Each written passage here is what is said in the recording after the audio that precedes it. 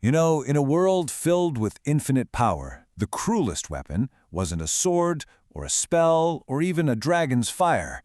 No, it was just a single word: loser. Before we begin, if you enjoy stories like this one, please do follow the channel and share this video. It genuinely helps this page grow and lets me create a lot more stories for you. Okay, let's get into it. So, our story starts with a player named Gio, and in this massive online world called Chrono Life, he's a total nobody. I mean, he is so weak, no one will even let him join their party. But then, she shows up. A super high-level player, just radiating kindness, and she offers to help him level up. As they're traveling together, she even tells him he looks like a true knight, and for just a second, he actually lets himself believe it. But when they get to this quiet, secluded clearing, her kindness just evaporates. She touches his heart, and I mean literally, by driving her staff straight through his chest, and as his health bar drains to zero, he asks her why. Her answer? I'm sick of losers. See, this wasn't just some random act of cruelty. Oh no, it was a ritual. Zhu was her 1000th newbie kill. His death was the final piece she needed to unlock her secret character class, the Goddess of Life. She didn't even bother to take his gear, just called it trash and him a beggar. All she needed was his life to become a god. In the process, she took everything from him and left him with absolutely nothing. So he respawns back in town, stripped of all his progress, all his dignity, and Zhu is just completely broken. In this desperate attempt to feel any kind of control, he walks over to the anvil to try and upgrade the few starter items he has left. He puts his sword on the stone, and it shatters into pixels. Blinded with rage, he tries his gloves. They shatter too. In this fit of pure, helpless fury, he just destroys everything he owns, until all that's left are his tears and the single, worthless twig that had fallen near his feet. And this, right here, is where the universe decides to play a really cruel joke. He's just staring at this useless piece of wood, and this dark thought pops into his head. If I can't have anything, then nothing will exist. He decides he's just going to upgrade the twig until it breaks, just to finish the job of his own self-destruction. So he hammers it once. It glows. He hammers it again. It glows brighter. Now he's just annoyed, right? So he starts hammering with this frantic, mindless energy. And with one last exhausted strike, the impossible happens. The twig flashes with this blinding light. It's now upgraded to plus 99, the absolute maximum level in the entire game. Zhu just stares at this pulsating twig. His hands are trembling. He can't even begin to process what he's just created. And in his shock, he fumbles it. He drops it. The second that plus 99 stick touches the ground, the game registers it as an attack. And the result is a cataclysmic explosion. A beam of light just erupts from the earth and is seen from every corner of the world. In the quiet that follows, a single number appears on Zhu's screen: 850-617. That's the number of players he just vaporized. In that one blinding flash of light, all of Zhu's despair is just burned away. It's replaced by this cold, singular purpose. He is holding the most overpowered weapon in existence. His path forward is brutally simple: find the Goddess of Life and make her pay. But then, a system alert pops up. The twig's durability is now 3 out of 5. He has exactly 3 attacks left before this god-killing weapon of his breaks. Forever. So what do you do with 3 world-breaking wishes? Well, Zhu doesn't go hunting for the goddess. No, he does something absolutely brilliant.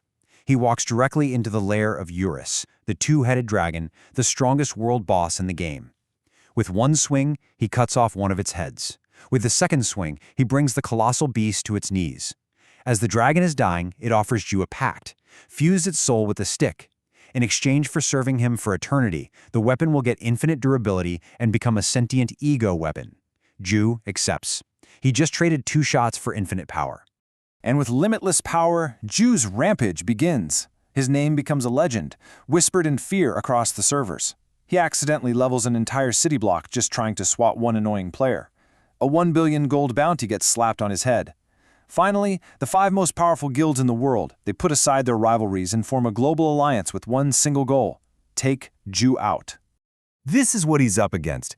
An army of 3 million of the world's most elite players, all gathered on one battlefield to just erase him from the game. The odds are, well, they're beyond impossible. But as these legions of players charge, Zhu just kind of sighs.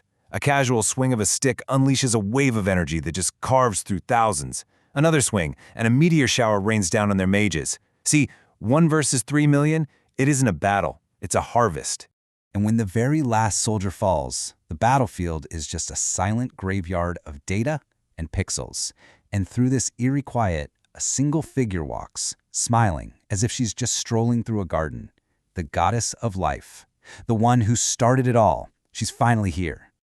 Ju doesn't waste any time. He slams his staff into the ground and the entire continent shakes. But as the dust settles, she's just standing there, completely unharmed. She taunts him, reappearing behind him, effortlessly weaving through attacks that could shatter mountains. And then she tells him the devastating truth. You've grown considerably stronger, but you can't take my life with such a feeble attack. As a goddess, she is immune to all damage. He can never, ever hurt her. He attacks again and again and again, but it's completely useless. She just floats above him, laughing at him, telling him to accept his fate, that he will never, ever get his revenge. And then, Ju stops. The frantic rage just leaves his eyes. He sighs, and this weird calm washes over him. He turns, takes a few steps back, and begins this slow, deliberate swing. The goddess mockingly asks if he's finally giving up, but Ju just smiles. And he clarifies that his target was never her. He explains that if he can't kill a god, he'll just destroy her home. He'll crack the world itself in half, and she can either die in the blast or suffocate in the void of space. He lifts the stick one last time and tells her the one rule that people like her never seem to understand. You shouldn't mess with someone who has nothing to lose. And then he swings. The planet fractures, it groans, and it explodes into a supernova of data. In the real world, every single screen goes black. The Chrono Life servers crash, disconnecting every player on Earth. Well, all except one. Ju finds himself just floating in the silent void, a ghost in the machine he just broke. His revenge is complete. He won, but he is utterly and completely alone. Finally, his own connection cuts out. His VR pod hisses open, and sitting in a chair, waiting patiently for him, is a man in a pristine suit, flanked by guards. It's the president and CEO of the corporation that created Chrono Life, and he calmly asks Ju to please return the company's property, the Plus 99 stick. But here is the final, absolutely mind-bending twist. The CEO reveals the stick was never a bug. The odds of creating it were 1 in 100 billion, but it was always a feature. He tells Jai they're not going to punish him. In fact, they're unbanning his account. He just asks for one thing. Instead of breaking the world, why not just enjoy it? And that's when Jai finds a new purpose, a new game to play. He decides to become an LHS, a loser hiding strength. So the whole point is this. After getting the ultimate revenge, after becoming a literal god killer, Ju's next great adventure wasn't to rule the world, but to pretend he was a nobody all over again. Which really leaves you with a question, right? When you have the power to do absolutely anything, is the greatest thrill of all just hiding it? If this story moved you or made you think differently, share it with someone who needs to hear it, and follow the channel for more stories just like this.